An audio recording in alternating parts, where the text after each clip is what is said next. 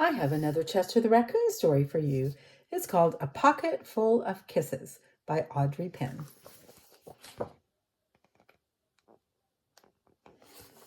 Chester Raccoon sat in the hollow of a tree stump and pouted.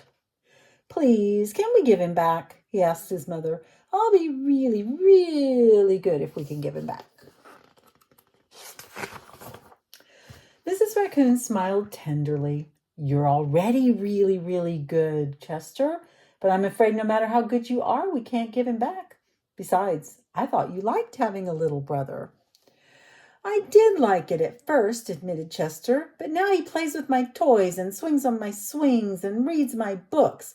Then he pulls my tail and talks to my friends and follows me everywhere I go." Mrs. Raccoon lifted Chester onto her lap and smoothed out his worried, furry forehead.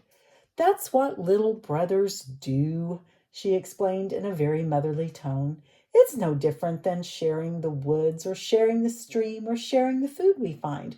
Ronnie wants to be just like you." Mrs. Raccoon placed Chester on the ground and smiled at him with the soft, loving eyes he knew so well. "I think someone needs a kissing hand," she said, in a voice that was warm and inviting. She took Chester's hand in her own and spread open his tiny fingers into a fan.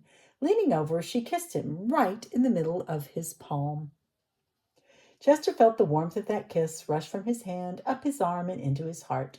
And when he pressed his hand to his cheek, he could hear his mother's words in his head. "Mommy loves you," they said. "Mommy loves you."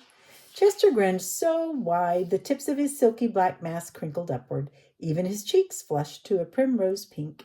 He was the happiest raccoon in the forest. Then, in the blink of a moment, all the joy went out of the little raccoon. His pink cheeks paled, and a stream of tiny hot tears fell like spring rain down his sad little face. Even his silky black mask drooped as he watched his mother reach down, take Ronnie's hand in her own, open his tiny fingers into a fan, and kiss his brother right in the middle of his palm. "That was my kissing hand," Chester gasped in the saddest voice his mother had ever heard. "Why did you give Ronnie my kissing hand? Don't you love me any more?" "Oh, Chester," cried Mrs. Raccoon, "of course I love you." "Then how come you gave the baby my kissing hand?" asked Chester. Mrs. Raccoon gathered Chester up in her arms and gave him a great, big, comforting hug. "I would never give Ronnie your kissing hand," she assured him gently. "That was his kissing hand. Now you each have one of your own." Chester wiped away his tears and settled in his mother's lap. "If you give both of us kissing hands, won't you run out?" Mrs. Raccoon laughed. "Would you like to hear a story?" she asked Chester. "About kisses?" "About stars," said Mrs. Raccoon. Every night, just before the sun goes down, it reaches out with its rays and touches every star in the universe. One by one, the stars light up and shine down upon us. Even on nights we can't see the stars, they're up there sparkling away.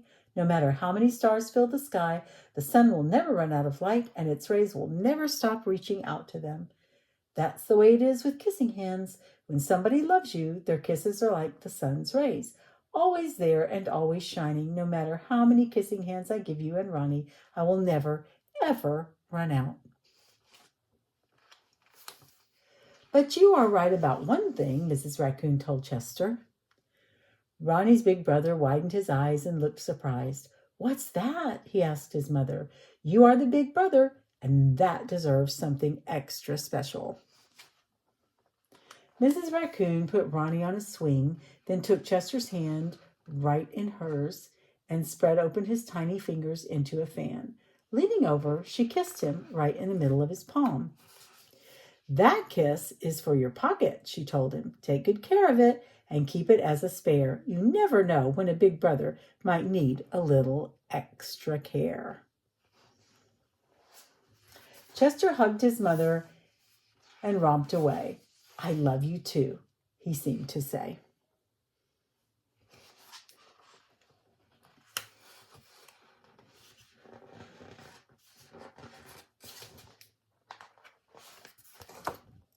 end.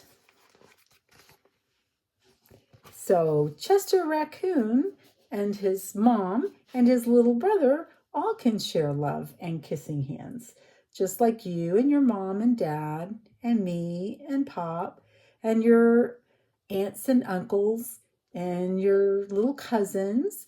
We can all share our love. We can all have plenty of kissing hands for each other. Hope you're having a good day, Luca, and I'll read you another story soon. Bye.